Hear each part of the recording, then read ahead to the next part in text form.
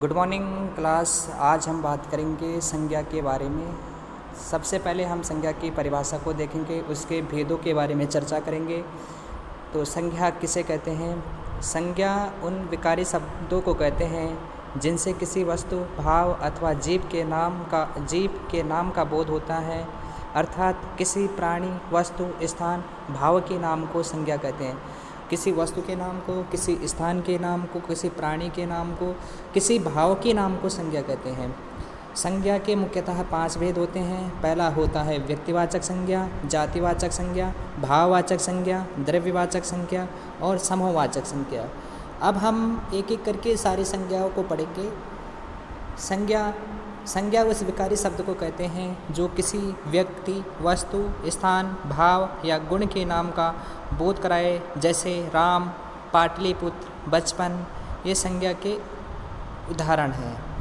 संज्ञा के 5 भेद जैसे हमने पहले पढ़ा था कि व्यक्तिवाचक संज्ञा, जातिवाचक संज्ञा, भाववाचक संज्ञा, द्रव्यवाचक संज्ञा और समूहवाचक संज्ञा। व्यक्तिवाचक संज्ञा, यह संज्ञा किसी विशेष व्यक्ति, वस्तु या स्थान के नाम को दर्शाती है। किसी व्यक्ति या वस्तु के नाम को दर्शाने वाली संज्ञा को व्यक्तिवाचक संज्ञा कहते हैं। उदाहरण के लिए राम, सीता, भारत, गंगा आदि। ये जो राम है, सीता है, भारत है, गंगा है, ये राम एक व्यक्ति का नाम है, सीता एक व्यक्ति का नाम है, भारत एक स्थान का नाम है, गंगा एक नदी का नाम है। तो ये सारी की सारी संज्ञाएं व्यक्तिवाचक संज्ञा में आएगी। व्यक्तिवाचक संज्ञा के बाद जातिवाचक संज्ञा आती है। यह संज्ञा किसी प्राणी या वस्तु की पूरी जाति का बोध कराती है। व्यक्तिवाचक में केवल एक व्यक्ति का बोध कराती है, लेकिन जातिवाचक में पूरी प्राणी या वस्तु की पूरी जाति का बोध कराती है। उदाहरण के लिए लड़का, तो ये जो लड़का शब्द है, ये पूरे लड़का, जितने भी लड़के हैं सबका बोध कराएगी। लड़की, पहाड़ शब्द पूरी के पूरे पहाड़ जाति का बोध कराएगी। नदी आदि। व्यक्तिवाचक और जातिवाचक संज्ञा में प्रधान अंतर यह है कि व्यक्तिवाचक में किसी वर्ग के एक ही का बोध होता है। व्यक्तिवाचक में केवल एक का बोध होता है। जैसे हिमालय आ गया, हिमालय एक व्यक्तिवाचक संज्ञा में आ गया। जैसे राम आ गया।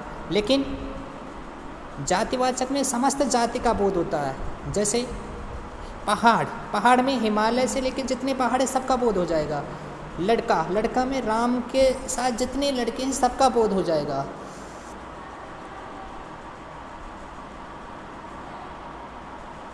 अगली संज्ञा है भाववाचक संज्ञा। यह संज्ञा किसी गुण, भाव, दशा या क्रिया के नाम को दर्शाती है। उदाहरण के लिए खुशी, दुख, बुढ़ापा, मिठास आदि।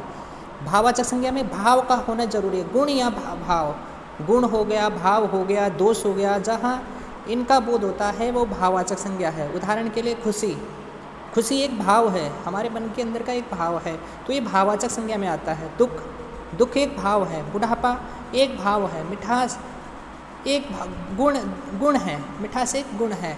तो ये सारे के सारे भाववाचक संज्ञा में आते हैं। भाववाचक संज्ञा के बाद द्रव्यवाचक संज्ञा आती है।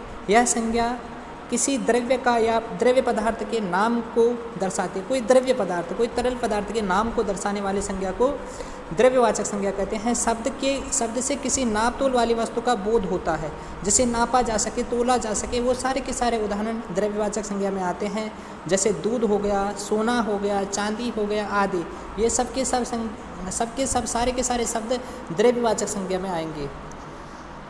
द्रव्यवाचक संज्ञा के बाद समूहवाचक संज्ञा। यह संज्ञा किसी समूह या समुदाय के नाम को दर्शाती है। उदाहरण के लिए सभा, कक्षा, सेना, गुच्छा आदि। देखिए सभा एक समूह है, व्यक्तियों का समूह है। कक्षा एक छात्रों का समूह है। सेना कुछ सैनिकों का समूह है। गुच्छा कुछ फलों का गुच्छा हो सकता है। मतलब कुछ वस्तुओं का जो इकट्ठा होना, वो समूहवाचक में आता है।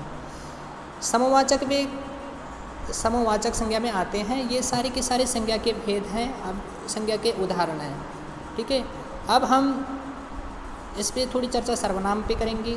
सर्वनाम उस विकारी शब्द को कहते हैं जिसे पूर्वोपर संबंध के कारण किसी भी संज्ञा के बदले में आता है। जैसे मैं मतलब बोलने वाला, तू सुनने वाला, यह निकटवर्ती वस्तु।